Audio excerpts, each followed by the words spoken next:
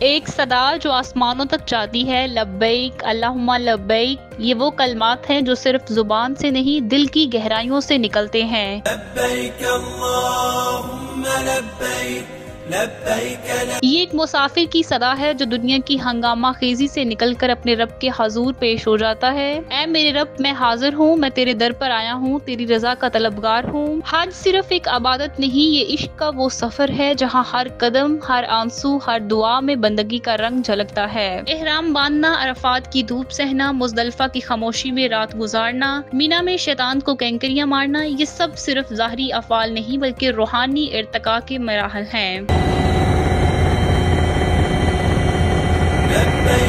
یہاں نہ کوئی بڑا ہے نہ چھوٹا، کوئی بادشاہ ہے نہ کوئی فقیر، سب ایک ہی لباس میں، ایک ہی میدان میں، ایک ہی نعرہ لگاتے ہیں، لبیک اللہم لبیک۔ لبیک اللہم لبیک لبیک یہ وہ لمحہ ہے جب انسان خود کو مکمل طور پر رب کے سپرد کر دیتا ہے، ایک ایسا سفر جو خود کو مٹا کر فقط خدا کی رضا میں جینا سکھاتا ہے۔ حج ہمیں یاد دلاتا ہے کہ اصل زندگی کی قیمت دنیاوی آسائشوں میں نہیں بلکہ رب کی بندگی میں ہے۔ یہ ایک نئی روحانی زندگی کا آغاز بھی ہے۔